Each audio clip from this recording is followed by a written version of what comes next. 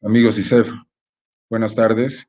Mi nombre es el contador público Fernando Arregui Ibarra y les daré los consejos fiscales relacionados con el tema de los estímulos fiscales para los dividendos.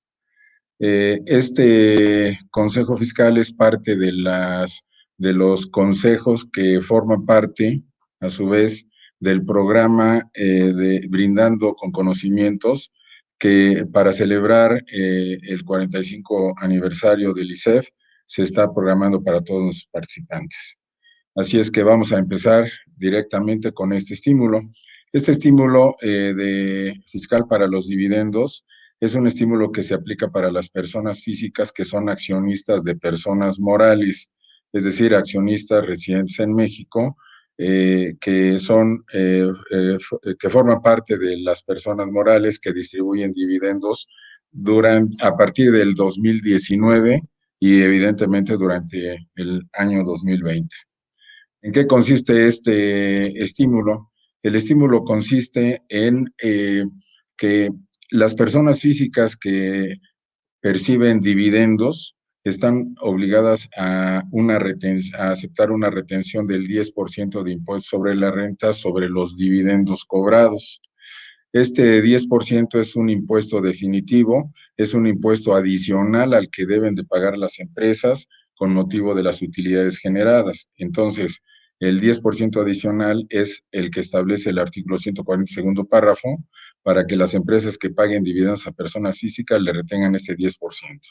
El estímulo consiste en que si se cumplen los requisitos de esta disposición de vigencia temporal que se publicó para entrar en vigor en 2016, en lugar de retener el 10%, se retendría solo el 5%.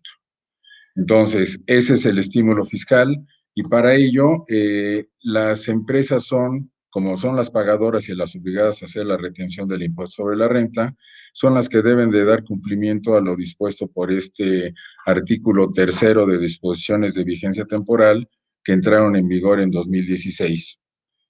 El estímulo consiste en que las empresas puedan distinguir dentro de sus utilidades acumuladas, aquellas que se generaron en los años 2014, 2015 y 2016, de tal manera que si estas utilidades no han sido repartidas en 2016, perdón, en 2017, en 2018 o en 2019, y estas utilidades se distribuyen como dividendos en este año de 2020, es ahí donde en lugar de aplicar una retención del 10%, se aplicaría la retención de solo el 5%.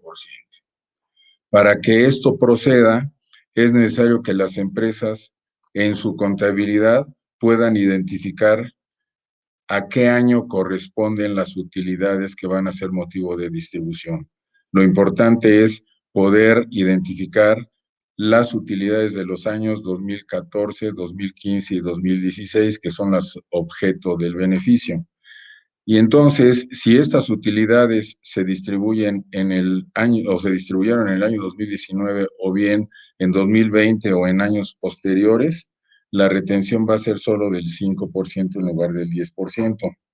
Para estos efectos, la empresa emisora de las acciones y que distribuye los dividendos, además de hacer una distinción en su contabilidad de los años en que se generaron las utilidades, tienen que señalar en forma detallada en sus estados financieros, en sus notas a los estados financieros, los años de las utilidades, los años en que se reinvirtieron las utilidades y los años en que dichas utilidades han sido decretadas, distribuidas como dividendos. Entonces, cumpliendo con estos requisitos, se está en la posibilidad de aplicar la tasa del 5% en lugar del 10%.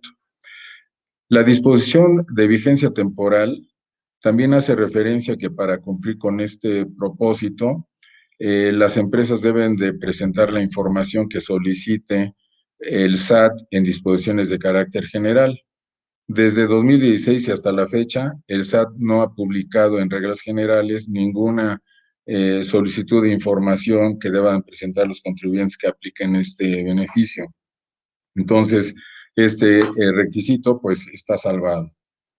Por otro lado, en la misma disposición de vigencia temporal, se menciona que las empresas que apliquen en beneficio de sus accionistas este estímulo fiscal, si están en el supuesto de dictaminar sus estados financieros, de acuerdo con el artículo 32A del Código Fiscal de la Federación, deben de optar por la dictaminación. Recordemos que el artículo 32A del Código señala, entre otras cosas, que las empresas que en el ejercicio anterior hayan tenido ingresos superiores a 123 millones de pesos o activos superiores a 97 millones o tener 300 trabajadores o más, están en la posibilidad de optar precisamente por la dictaminación. Entonces, cumpliendo con estos requisitos, procede la aplicación del estímulo fiscal.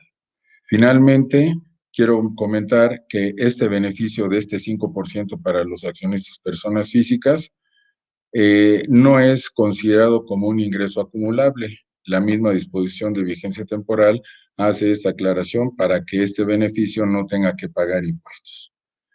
Bien, un último comentario. Aquí, para este estímulo, se hace mención que las empresas identifiquen las utilidades. Quiero comentar que de acuerdo con la NIF C11 de Capital Contable, en ningún momento para fines contables o financieros se obliga a las empresas a hacer una identificación de los años a los que corresponden las utilidades generadas. Entonces, amigos, ojalá que estos comentarios, estos consejos les resulten útiles.